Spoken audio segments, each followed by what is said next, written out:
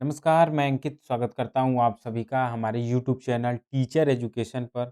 आज के इस क्लास में हम लोग पढ़ेंगे जैसा कि आप लोग स्क्रीन पर देख रहे हैं उपनिषद काल, जिसमें हम लोग पढ़ेंगे उपनिषद काल क्या है, उसके बाद उसमें जैन धर्म और बौद्ध धर्म को पढ़ेंगे। उसके बारे में हम लोग जो महत्वपूर्ण तथ्य हैं, उसे पढ़ेंगे और समझेंगे। तो यह आप सभी लोगों का हिस्ट्री का जो अंतिम चैप्टर होगा, आप लोग ध्यान रखेंगे। आज के इस क्लास में हम लोग जैन धर्म तक पढ़ेंगे, फिर अगली क्लास में जो उपनिषद काल जो चैप्टर है, अध्याय है, उसमें बौद्ध धर्म को पढ़ेंगे।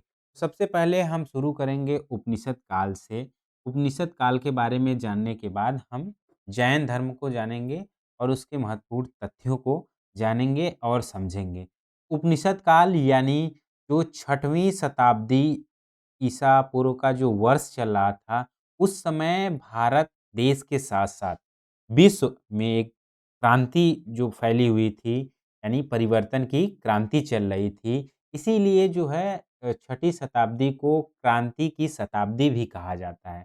आप लोग ध्यान रखेंगे कि उपनिषद काल एक ऐसा युग था, जिसमें प्राचीन आदर्श एवं मान्यताएँ जो थी, उसके स्थान पर, उसके जगह पर एक नवीन आदर्श और नवीन मान्यताएँ स्थान ले रही थी, जगह ले रही थी। इसीलिए जो है जो 6वीं शताब्दी का जो ईस्वी है, उसे परिवर्तन की क्रांति का शताब्दी या ईस्वी कहा जाता है। इसके संबंध में एक इतिहासकार हैं बी.एन. लूनिया, इनका एक कथन है कि ईसा पूर्व 6ठी शताब्दी जिज्ञासा तथा तर्कशीलता का युग था।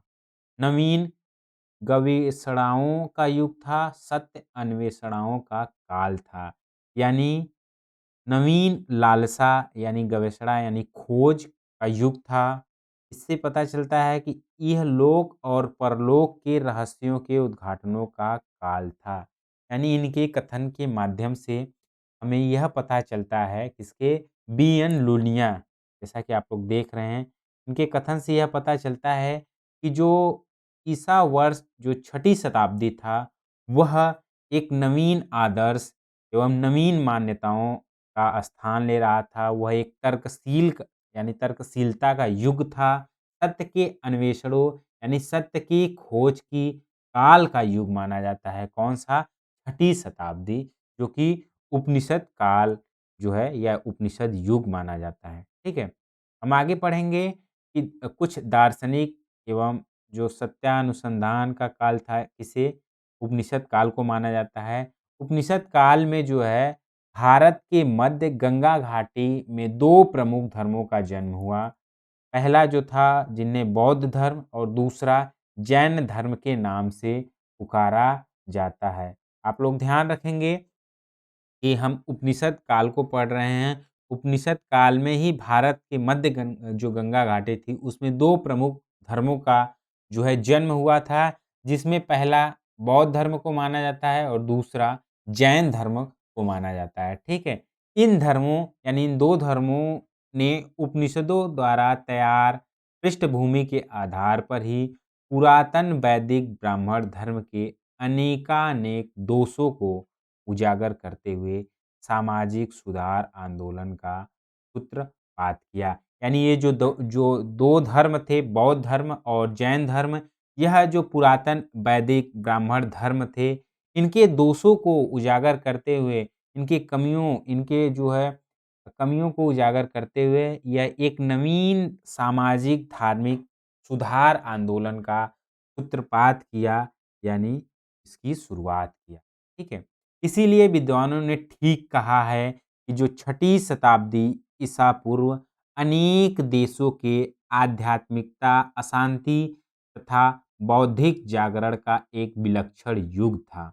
इस युग में संपूर्ण विश्व में धार्मिक क्रांति हुई। यानी ध्यान रखेंगे कि जो 6ठी शताब्दी ईसा पूर्व का युग था, उसमें आध्यात्मिक अशांति थी, यानी जो धर्मवाद था और बौद्धिक जागरण एक विलक्षण युग माना जाता है, जिससे जब बौद्ध धर्म और जैन धर्म सूत्रपात यानी वो जो है जब आया, तो उस समय पूरे विश्व में एक धार्मिक क्रांति हुई। किसका?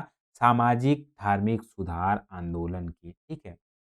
छठी शताब्दी ईसा पूर्व में धार्मिक क्रांति हुई। इसके परिणाम स्वरूप अनेक नवीन धर्म प्रकाश में आए, जिसमें बौद्ध, जैन धर्म और बौद्ध धर्म ये प्रमुख धर्म थे। यानी आप ध्यान रखेंगे जो उपनिषद काल है, यहाँ ध्यान रखेंगे, आप लोग एक बार फिर से समझेंगे कि उपनिषद काल जो है यह छठी शताब्दी ईसा पूर्व का युग माना जाता है, जिसमें एक नवीन आदर्श यानी जो प्राचीन आदर्श मान्यताएं थी, उस पे नवीन आदर्श और मान्यताएं स्थान ले रही थी उसके जगह पे, ठीक है।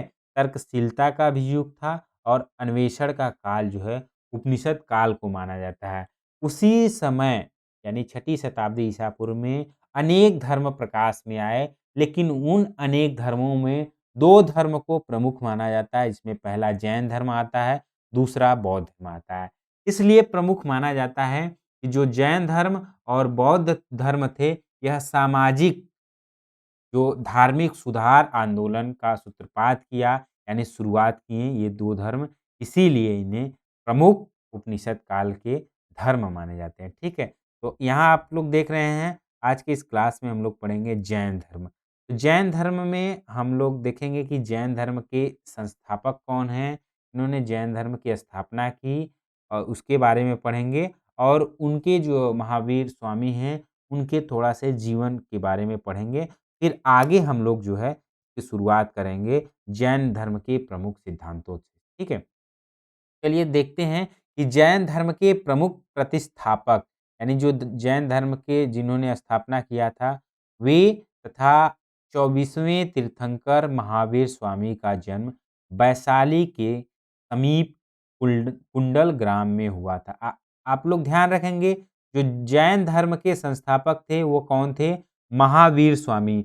महावीर स्वामी जैन धर्म के 24वें तीर्थंकर भी माने जाते हैं। तो यह आप सभी लोग याद रखेंगे, काफ़ी महत्वपूर्ण है।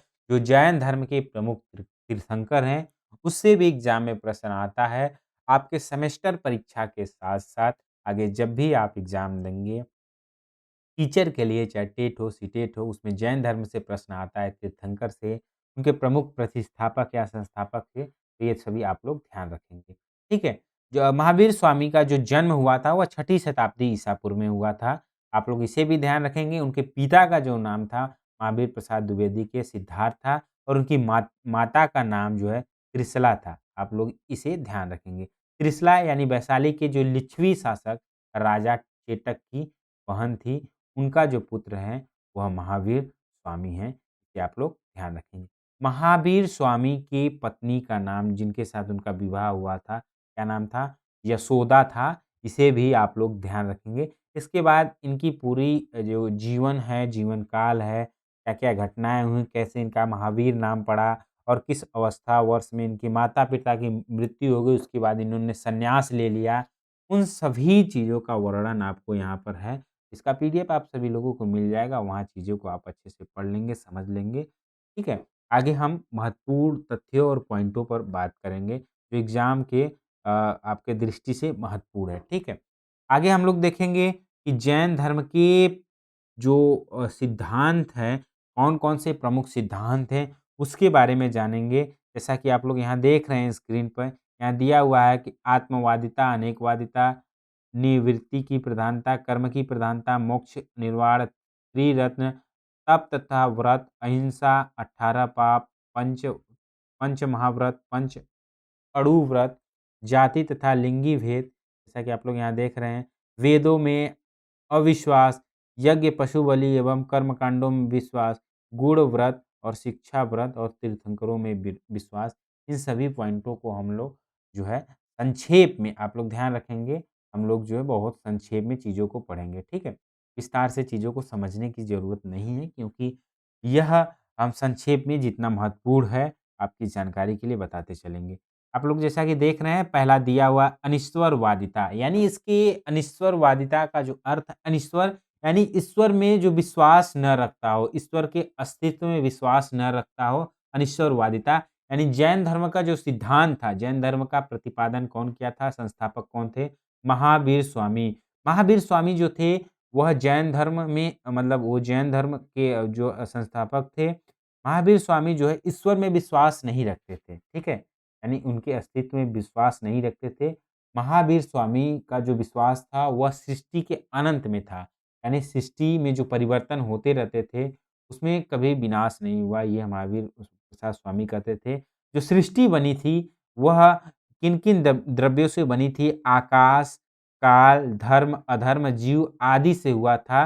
महावीर प्रसाद द्विवेदी जो है सृष्टि पे विश्वास करते थे, जो सृष्टि जिन द्रव्यों से मिलकर बनी थी, यानी ईश्वर के अस्तित्व में महावीर स्वामी का विश्वास नहीं था। ये अनीश्वरवादिता थे, ठीक है? अगला हम लोग देखेंगे आत्मवादिता और अनेकवादिता। यानी आत्मवादिता का जो अर्थ होगा, जैन धर्म में आत्मा के अस्तित्व को स्वीकार किया गया था। यानी ध्यान रखेंगे कि जो जैन धर्म था, वह आत्मा के अस्तित्व को स्वीकार किया था। महावीर स्वामी के अनुसार आत्मा जो थी वह दुःख और सुख का अनुभव कराती थी। इसीलिए जो है आत्मवादिता यानी जैन धर्म में आत्मा को स्वीकार किया गया था। इसके अलावा यानी अनेकात्मवादिता यानी आत्मवादिता यानी इसके अलावा और प्रत्येक प्रत्येक जो जीव-जंतु थे, उसमें जो आत्मा थी वह अलग-अलग रूप में थी। यानी आत्मा का वास पेड़-पौधों में भी होता था। यह जो है जैन धर्म में जो महावीर स्वामी जो है वह मानते हैं। अगला हम लोग देखेंगे निवृत्ति की प्रधानता यानी जैन धर्म में निवृत्ति की प्रधानता पर बल दिया गया था। जैसे यह संसार के दुखों से परिपूर्ण था। दुःख का जो कारण था वह तृष्णा था। यानी ध्यान रखेंगे निवृत्ति की प्रधानता यानी निवृत्ति की प्रधानता यानी जो संसार था वह दुखों से परिपूर्ण था यानी दुखों से भरा हुआ था। दुःख का कारण क्या था? तृष्णा। तृष्णा यानी जिसका अर्थ होगा लालसा, जिसकी पर्यायवाची होगी लालसा। यानी जो संसार के व्यक्ति थे वह चीज़ों का जो संसार में उपलब्ध चीज़ें हैं, उनको उसकी चीज़ों का लालसा था कि वो चीज़ें प्राप्त हो जाए। उन्हीं जो लालसा के कारण संसार में दुःख का कारण था, इसीलिए संसार दुखों से परिपूर्ण माना जाता था। इसीलिए निवृत्ति की प्रधानता जो है जैन धर्म मानता है। आगे हम लोग देखेंगे कि कर्म की प्रधानता एवं पुनर्जन्म में विश्वास। यानी जैसा कि इसके नाम से ही पता चल रहा है कि कर्म के आधार पर जो मनुष्य का सिद्धांत यानी मनुष्य को जो कर्म के आधार पर विभाजित किया गया था यानी देखेंगे कर्म के आधार पर ही अगला जन्म होता है यानी मनुष्य का जो अगला जन्म होता है वह कर्म के आधार पर माना जाता है। कर्म के अनुसार ही मनुष्य अगले जन्म में आयु निर्धारित करता है। यानी अतः मनुष्य सदैव सत्कर्म करने करने चाहिए जिससे मोक्ष की प्राप्ति हो। यानी आदमी या मनुष्य के कर्म को ही प्रधान माना जाता है। मनुष्य के जो उस समय मनुष्य जो है कर्म करता है, उसी पर जो है अगले जन्म की आयु निर्धारित होती है। पुनर्जन्म में विश्वास माना जाता है। मनुष्य को सदैव सत्कर्म करना चाहिए। ठीक है? अगला हम लोग देखेंगे मोक्ष अथवा निर्माण की प्राप्ति। आप लोग ध्यान रखेंगे जैसे कि हिंदू धर्म में मोक्ष माना गया उसी प्रकार से बौद्ध और जैन धर्म में मोक्ष को निर्वाण माना गया है यानी निर्माण की प्राप्ति माना गया है। तो आप लोग ध्यान रखेंगे जैन धर्म का मोक्ष से संबंध मत की कर्म बंधन से मुक्ति अथवा निर्माण प्राप्त करना है। यानी आप लोग ध्यान रखेंगे कि मनुष्य को अपने कर्म पर विश्वास रखना चाहिए। सदैव मनुष्य को सत्कर्म करना चाहिए जिससे मनुष्य को जो है निर्वाण की प्राप्ति होगी यानी मोक्ष की प्राप्ति होगी। ठीक है? ऐसा माना जाता है इसमें जैन धर्म के अनुसार। अगला हम लोग देखेंगे कि जब मनुष्य को त्रिरत्न यानी निर्माण की प्राप्ति होगी यानी जीवन की अवस्था में जब मनुष्य निर्माण की प्राप्ति होगी। निर्माण की प्राप्ति कब होता है? जब मनुष्य भौतिक तत्वों को मोहपाश से छुटकारा पा लेता है। यानी जो भौतिक शरीर है उससे आत्मा जब बाहर चली जाती है तब आदमी निर्माण को यानी मोक्ष को प्राप्त होता है। तो मोक्ष निर्माण को प्राप्त करने के लिए जैन धर्म में त्रिरत्न बताए गए हैं। वो त्रिरत्न कौन-कौन से काफ़ी महत्वपूर्ण इसे ध्यान रखेंगे आप लोग पहले से पढ़े भी हैं, जानते हैं कि जैन धर्म के जो प्रमुख त्रिरत्न हैं वह है सम्यक ज्ञान, दूसरा है सम्यक दर्शन, तीसरा है सम्यक आचरण। यानी आप लोग ध्यान रखेंगे सम्यक ज्ञान जैसा कि नाम से ही प्रतीत होता है कि जैन धर्म में सच्चा एवं पूर्व ज्ञान ही सम्यक ज्ञान माना जाता है। ये काफ़ी महत्वपूर्ण इसे ध्यान रखेंगे। अगला देखेंगे कि सम्यक दर्शन क्या है? यानी जैन धर्म में यथार्थ ज्ञान के प्रति श्रद्धा को ही सम्यक दर्शन कहा गया है। और सम्यक आचरण क्या है? सम्यक आचरण जो सम्यक आचरण से तात्पर्य है कि मनुष्यों को इंद्रियों के वशीभूत न होकर सदाचारी जीवन व्यतीत करना चाहिए। यानी जो मनुष्य का इंद्रियाँ हैं, चाहे नेत्र हों, चाहे जो है उसके मुख हो, उसके वशीभूत न होकर सदाचारी आचरण, सम्यक आचरण की जो है जीवन व्यतीत करना चाहिए, जिसमें मनुष्य को सत्य, अहिंसा एवं ब्रह्मचर्य का पालन करना चाहिए। तप एवं व्रत भी क्या है? यह जो है बौद्ध जैन धर्म के प्रमुख सिद्धांत हैं, जिसमें हम लोग देखेंगे जैन धर्म के अनुसार दुखों से छुटकारा पाने के लिए तृष्णा का नाश यानी तृष्णा का नाश आवश्यक है। तृष्णा का नाश कठोर तप और व्रत द्वारा किया जाता है। तृष्णा यानी लालसा, किसी भी चीज़ में, संसार में जो मोहक चीज़ें हैं, जो मनुष्य को जो है अपनी ओर आकर्षित करता है, तृष्णा यानी लालसा पैदा करता है, उसका त्याग करना चाहिए। उसका त्याग जो है कठोर तप और व्रत से किया जाता है। अहिंसा यानी आप लोग ध्यान रखेंगे कि जैन धर्म के अनुसार अहिंसा पर विशेष बल दिया गया है। जैन धर्म में जड़ एवं चेतन दोनों प्रकार की वस्तुएं जीव जीव का अस्तित्व विद्यमान है। अहिंसा का पालन मन, वचन तथा कर्म से करना चाहिए। यानी जो जैन धर्म है वह अहिंसा में विश्वास रखता है। मनुष्य को हमेशा अहिंसक होना चाहिए। जो है ऐसा कार्य न करे अहिंसक यानी ऐसा कार्य न करे जिससे किसी को जो है कि नुकसान हो या कह सकते हैं कि उससे जो है चोट पहुँचे, ठीक है? ये वह अहिंसक होना चाहिए, हमेशा मन, वचन, कर्म से। 18 पाप यानी जैन धर्म के अनुसार मनुष्य के कर्म बंधन में फँसता है जो है फँस ही जाता है। वो 18 पाप जैसा कि आप लोग देख सकते हैं, झूठ, चोरी, मैथुन, क्रोध, हिंसा, द्रव्य मुक्षा, लोभ, माया, मान, मोह, कलह, द्वेष, निंदा, चुगली, दोषारोपण, असंयम असंयम, कठपुर्ण यानी माथा मृषा, मिथ्या दर्शन रूपी सली, ये 18 पाप है मनुष्य के। अगला हम लोग देखेंगे पंच महाव्रत। इसमें देखेंगे अहिंसा, सत्य, अस्तेय, अपरिग्रह, ब्रह्मचर्य। सबसे पहले इसे हम लोग ऐसे पढ़ते और समझते चलेंगे। अहिंसा क्या है? यानी यह क्या है? पंच व्रत यानी पंच महाव्रत जो है जैन धर्म के पूछा जाए कहीं दिया हो तो आप चीज़ों को ऐसे विस्तार से बताएँगे। अहिंसा यानी किसी के प्रति मन, कर्म, वचन से ऐसा व्यवहार मनुष्य को नहीं करना चाहिए जिससे दूसरे व्यक्ति को दुःख हो, कष्ट हो यानी शब्दघात हो। ऐसा जो है मन, वचन, कर्म से मनुष्य को व्यवहार नहीं करना चाहिए, ठीक है? उसके साथ-साथ ऐसा कार्य भी नहीं करना चाहिए जिससे पशु हो, पक्षी हो, पेड़ हो, पौधे हो, किसी को कष्ट ना पहुँचे। यह जैन धर्म में अहिंसा कहा गया है, यानी पंच महाव्रत में अहिंसा माना जाता है। सत्य यानी सत्य मनुष्य को सदैव सत्य बोलना चाहिए, मधुर बोलना चाहिए। यह जो है जैन धर्म में पंच महाव्रत। अस्तेय अस्तेय यानी किसी भी वस्तु या धन को बिना सहमति के नहीं लेना चाहिए। यानी ध्यान रखेंगे अस्तेय यानी किसी मनुष्य को किसी की वस्तु या धन या किसी के घर में बिना उसके सहमति से धन को नहीं लेना चाहिए, घर में प्रवेश नहीं करना चाहिए, यह अस्तेय है। अपरिग्रह यानी भौतिक वस्तुओं का त्याग करना चाहिए, जैसे संपत्ति संग्रह नहीं करना चाहिए। ब्रह्मचर्य यानी मनुष्य को भोग विलास से दूर रहकर एक संयमपूर्ण जीवन को व्यतीत करना चाहिए, ठीक है? तो यह क्या है? ब्रह्मचर्य जीवन यानी मनुष्य को जैन धर्म में ब्रह्मचर्य जीवन का पालन करना चाहिए। अगला हम लोग देखेंगे पंच अणु व्रत जिसमें अहिंसा, अमृता, औचर्य, अपरिग्रह और ब्रह्मचर्य यह पंच अणु व्रत हैं। आगे हम लोग देखेंगे जैन धर्म के प्रमुख सिद्धांत में आता है जाति प्रथा एवं लिंगी भेद का विरोध। आप लोग ध्यान रखेंगे कि जैन धर्म जो है वह जाति जो प्रथा के विरोध, जो जाति प्रथा के भेद को नहीं मानता है, यानी जाति प्रथा के विरोधी है जैन धर्म। यानी महावीर स्वामी ने जाति प्रथा का घोर विरोध किया था।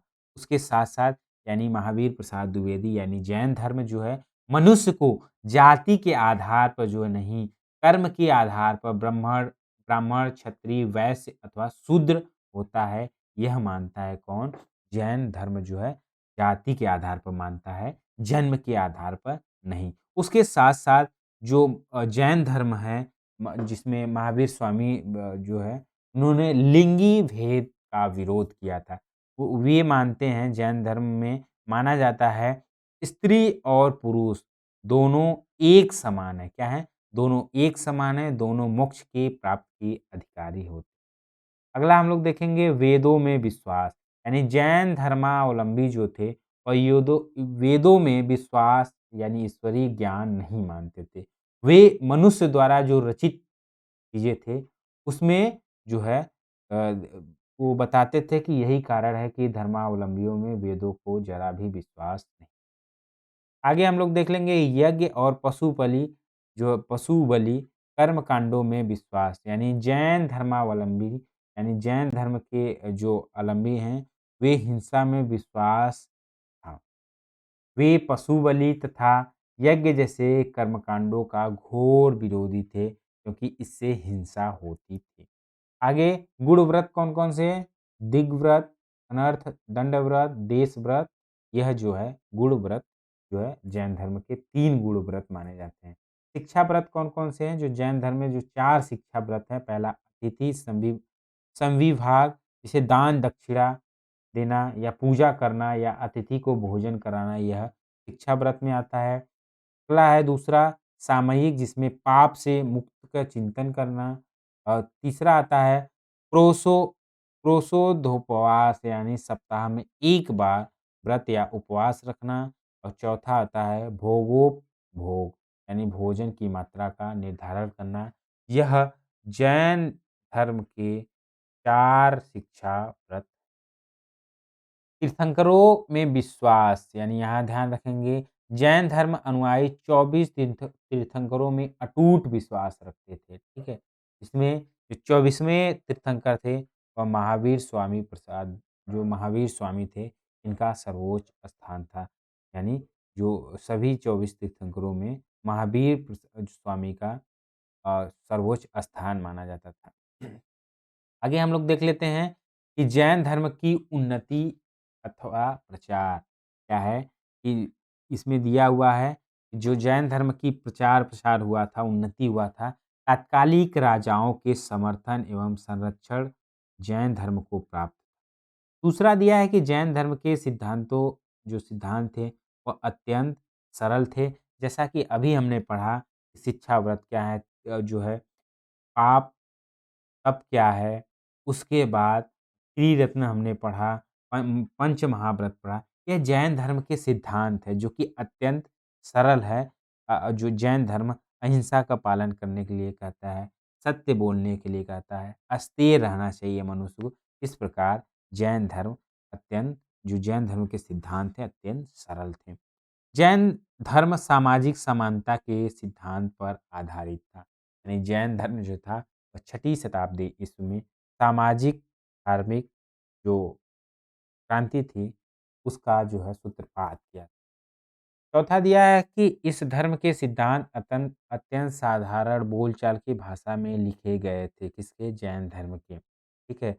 जैन धर्म का प्रचार-प्रसार बड़े उत्साह के साथ किया गया था। यानी जो जैन धर्म था, वो भारत के प्रमुख धर्म बन गया था और इस धर्म के अनुयायी ने बहुत बहुत अधिक प्रगति की। धीरे-धीरे यह धर्म लोकप्रियता घटने लगी, यह धर्म पतन की ओर अग्रसर हो चला।